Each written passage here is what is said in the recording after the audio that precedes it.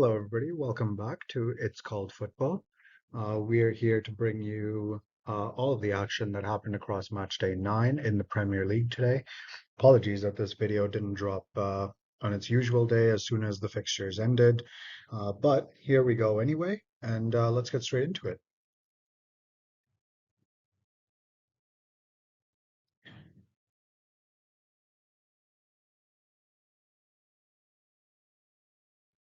As it's been a few days since we previewed this match day, just a quick reminder of the games that took place. We started off with the Merseyside Derby, meaning the rivalry match between the two different clubs that are situated in the city of Liverpool. We then saw Wolves travel to Bournemouth in a fixture that had special meaning for one person amongst the two teams. Then Brentford took on Burnley, while Manchester City hosted Brighton in what was primed to be a classic match, and then Newcastle hosting Crystal Palace. The Merseyside derby has generally been fairly one-sided for several years and the majority of the last decade, really. In fact, I believe Everton have not actually had a win over Liverpool in this rivalry match since 2011. So nothing really changed here. Liverpool have been in the ascendancy for the last several years, and they continue to do so here because they won comfortably 2-0, both goals coming from Mohamed Salah. Bournemouth, even though they took the lead against Wolves, eventually managed to continue in their vein of form, and they still haven't picked up their first win of the season as Wolves turned it around with a late winner in this match at Bournemouth. Brentford, on the other hand, had no problem dispatching of another of the relegation-threatened teams in Burnley. Comfortable 3-0 victory for the London side, and they will be happy to have finally gotten another win in their books at last.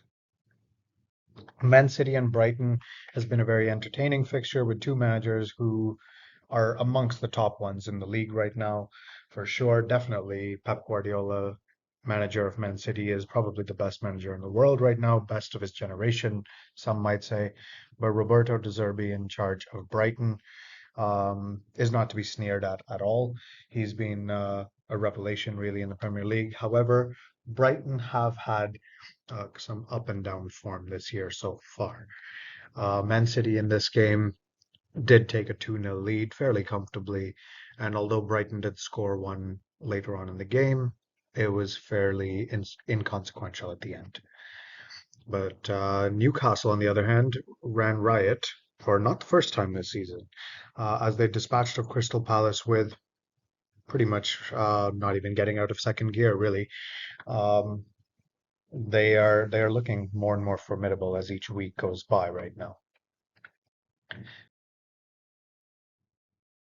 Our other fixtures from Matchday 9 saw Nottingham Forest take on Luton Town, and then one of the big matches in the calendar as Chelsea hosted Arsenal in a London derby. Then Sheffield United as a last Saturday match hosting Manchester United. Sunday saw just one match as Aston Villa went up against West Ham. Both teams have enjoyed a good start to the season and have been sitting in the top seven for pretty much the majority of it. However, uh, this one we'll talk a little more about in just a few moments. And Monday's match saw Tottenham Hotspur host Fulham in another match between two London clubs. With Tottenham obviously leading the league so far this season, they were hoping to continue that going into this ninth match of the season.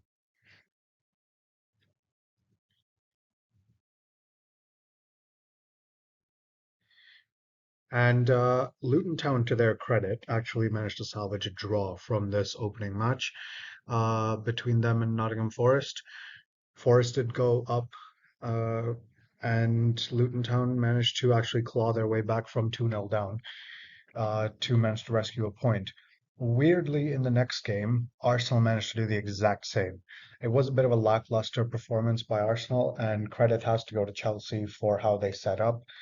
They managed to nullify Arsenal's usual threat from the center of midfield and forced Arsenal to go out to the wings, where their wingers didn't have the best game, it has to be said. And it took Arsenal some time to get to grips with this match, but once they did, the quality kind of shone through. Arsenal could have won the match at the end, really, but we'll talk about that more in detail. Manchester United managed to eke out a victory at Sheffield United. As we know from previous match weeks, it is not the easiest place to go to unless you are Newcastle. Um, Manchester City struggled there and needed a late winner as well. Manchester United is no different, and in fact, you could argue that Man City has more quality. So perhaps not so much of a surprise that Sheffield United made it difficult, but ultimately fell short yet again. Aston Villa and West Ham provided a really entertaining and, has to be said, a little bit of a surprising result. Both these teams, you could argue, have had similar quality in the season so far, but Aston Villa really, really got rid of West Ham without really trying. Perhaps it was just an off day for West Ham, we don't know, but full credit to Villa. And Tottenham Hotspur continued their vein of form. They remain unbeaten with another win on the board. They're seventh of the season so far. With Tottenham running riot really, and they could have had much more. Fulham offered absolutely no threat, and there's concerning times ahead for Fulham right now. But for Tottenham, it's joyous times right now for all of them, their fans and their players and staff.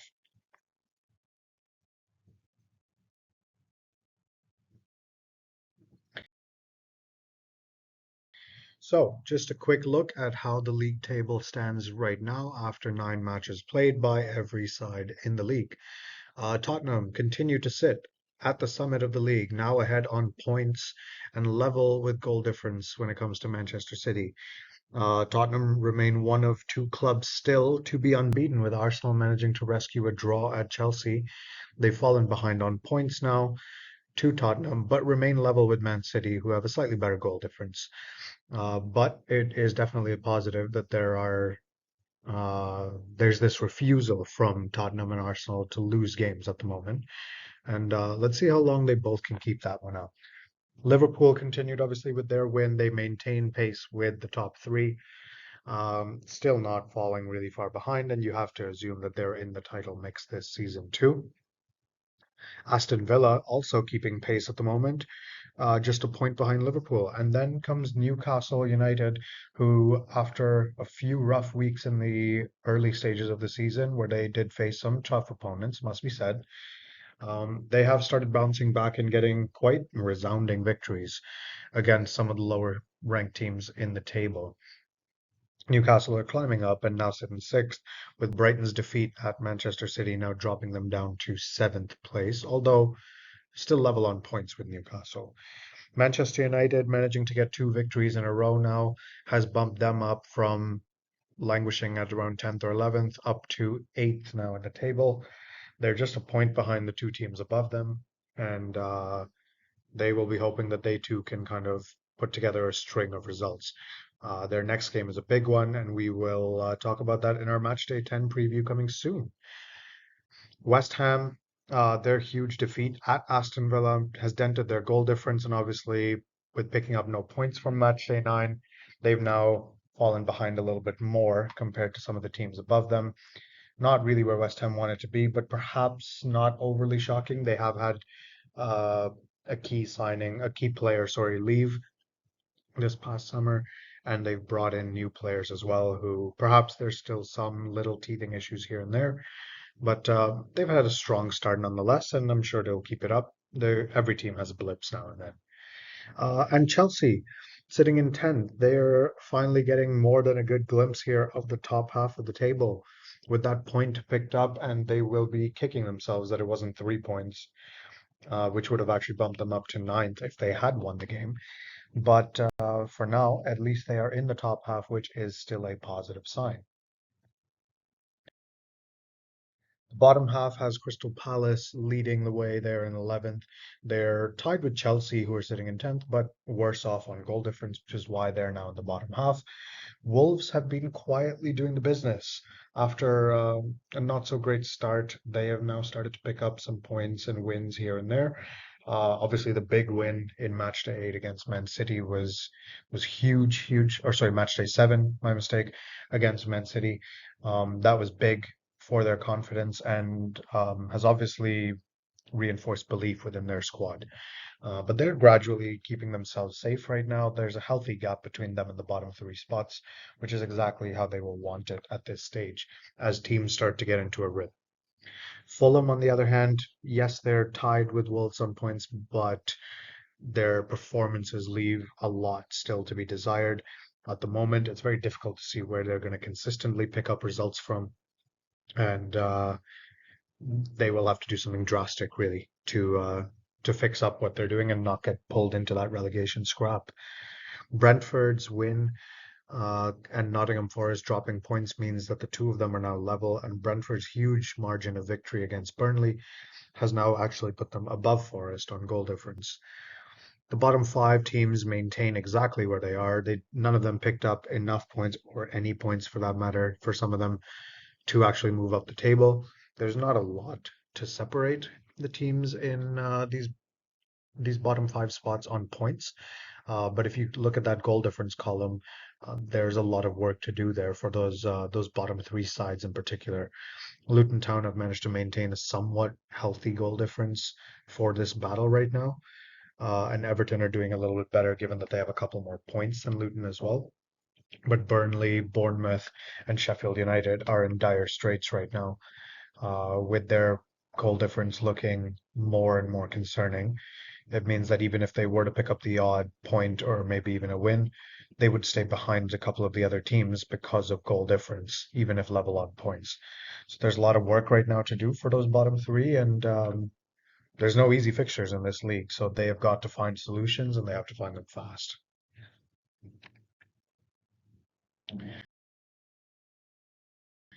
So, some of our top moments from this match day, there were quite a few things that were of note. First of all, Newcastle, it has to be said, they've been going a little under the radar, which is surprising given their great performances last year, the fact that they finished in the top four and are in the Champions League this season, and perhaps the fact that they lost consecutive games to teams like Manchester City and Liverpool and Brighton, who are all good sides, has taken a bit of the focus off them. But Newcastle should be applauded for how they've been putting together good results here and and climbing up the table. They have the best goal difference in the league right now. And if they pick up a few more wins, including against some of the other big sides they have to face, that will be huge for them. As an Arsenal fan, obviously, I'm really hoping that they don't pick up anything when we play them. But aside from that, long may Newcastle pick up points off the others. Aston Villa is another side that's not getting nearly enough appreciation, in my opinion. They have now made it, I believe, 11 wins in a row at home. Uh, Sensational, really, from Villa and from their manager, Unai Emery, who's got them playing such good football. And they've got very talented players, it has to be said. They had no problem getting the better of West Ham, which was very surprising. I was expecting a much closer game between those two. Uh, the Villa's another one to keep an eye out for, given that they're just kind of hovering around that top four area. They're just behind them right now, but there's no reason they couldn't easily find their way in there if the top teams have a slip up. Wolves manager Gary O'Neill.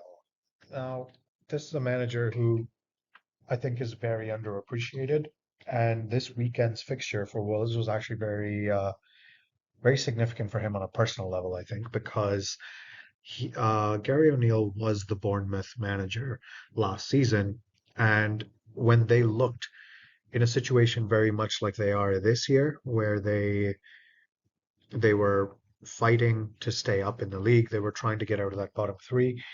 Gary O'Neill came in, steadied the ship, and had them playing good football that was actually having them go toe to toe with some of the top sides as well, and taking points off them. For some reason, Bournemouth decided that he wasn't the right fit to continue being their manager this past summer, which is when he went and became Wolves' manager. Wolves, who were a side that many predicted, myself included actually, that they might struggle and be in that relegation scrap this year. It's very obvious that the managers had this impact at turning the ship around for Wolves, and at the same time, you can see the impact on Bournemouth, who are nowhere near the side they were with O'Neill in charge last year.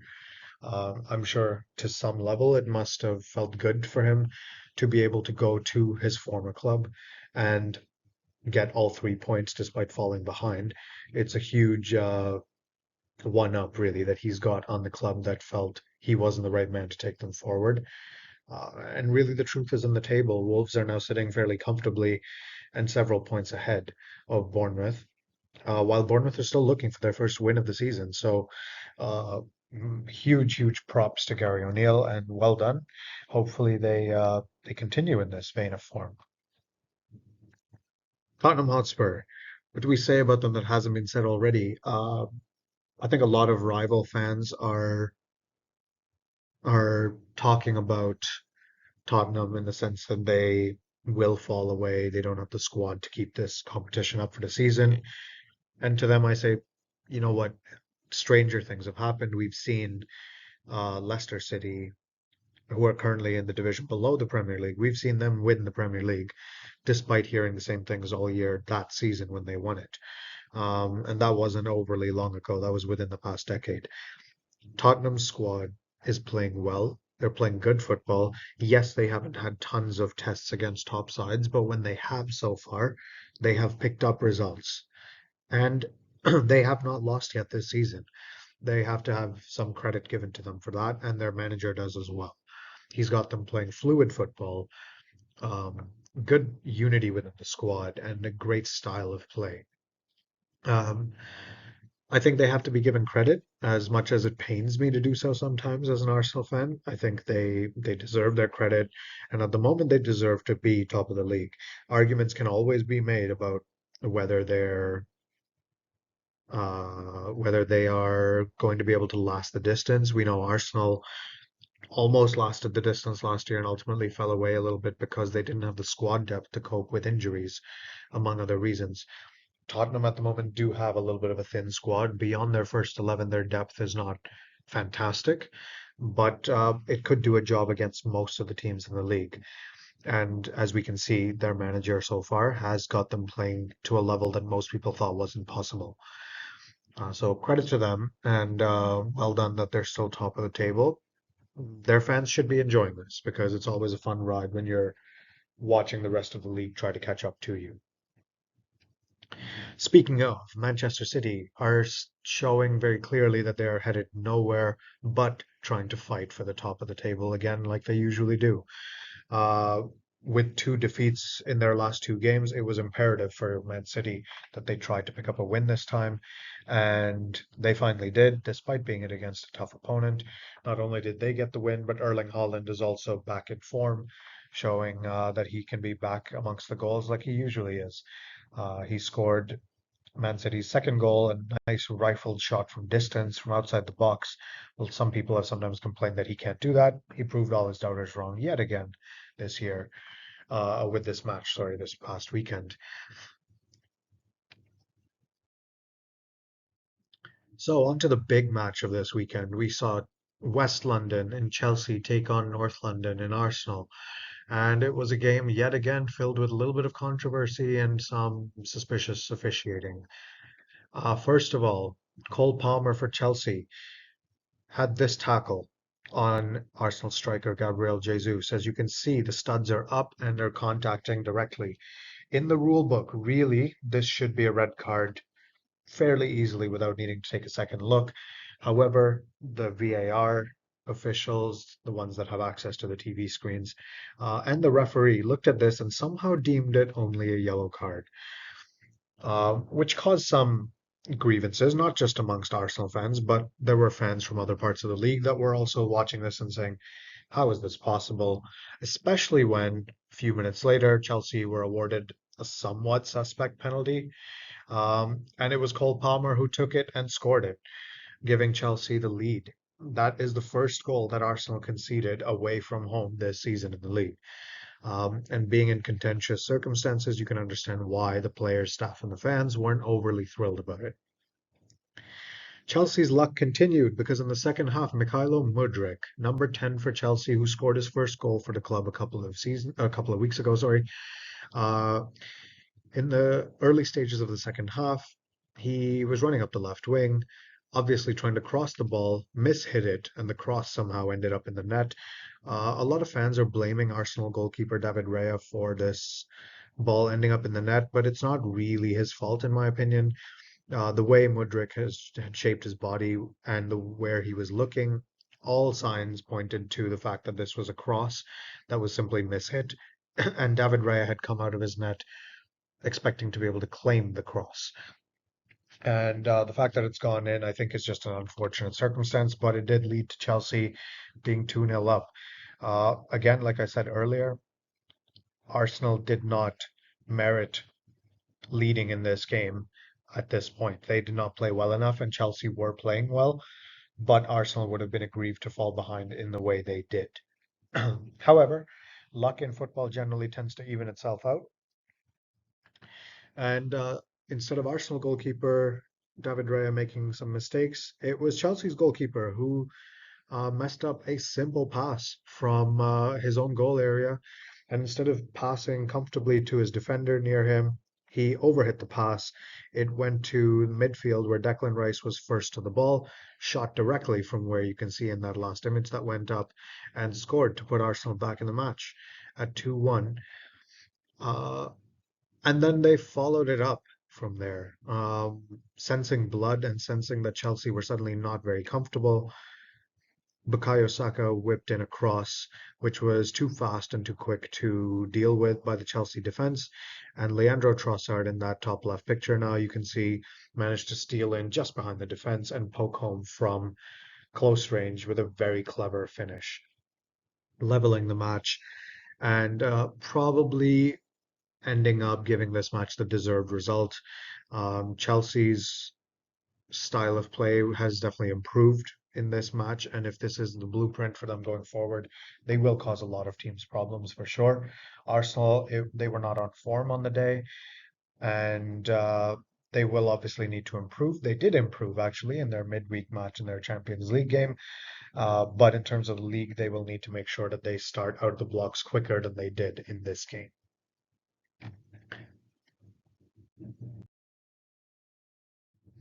So how did we do in our predictions for this week? Well, not too bad actually.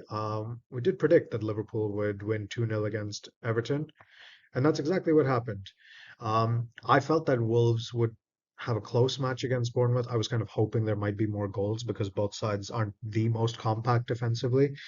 Wolves did win by a goal, although each side just scored one fewer than I'd expected.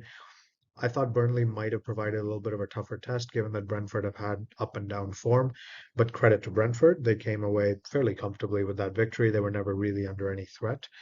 Man City and Brighton, I kind of expected it would be a chess match and a close game, but both sides are capable of scoring, and both sides have been a little vulnerable to leaking goals. My prediction happened to be spot on in this one. I thought that Palace would provide a little bit of a sterner test, but full credit to Newcastle. Um, they ripped them apart. There's really nothing else that can be said there. I thought it would be a Newcastle win, although maybe not as clinical. Credit to them for scoring as much as they did. Credit again to Luton. We got this one completely wrong. I thought Forest would win this one fairly easily. Luton haven't been great at picking up points this season, especially not away. And so for them to come from 2-0 down to 2-2 is excellent. I always did feel Chelsea can be a little bit of a banana peel of a fixture. It's an easy one for other top sides to go there and slip up. And it's what happened here eventually. Although it wasn't as low scoring as I expected, 2-2 and a draw was probably the fair result from that match. Sheffield United and Manchester United got this one spot on as well. 2-1 to Manchester United is what felt like the likely result, given that United are not in consistently good form, and Sheffield United, while they are in poor form, they tend to be tougher to break down at home, and they do tend to break past their opponents a little bit. Villa and West Ham, I will hold my hands up here. I maybe didn't give Villa enough credit, or maybe gave West Ham too much. I don't know which it is, but full credit to Villa for coming away with their victory here. And Spurs, honestly, I think had they been a little more clinical, they probably could have won 4-0, 5-0, even more. Um, Fulham ultimately didn't offer anything, and I didn't see them scoring, which is exactly what happened. But hey, overall, decent run for us this week.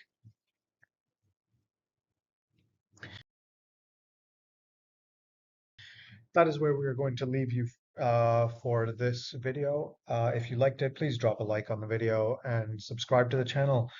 We've had a couple new subscribers recently, and we appreciate that very much. Hopefully, we get some more.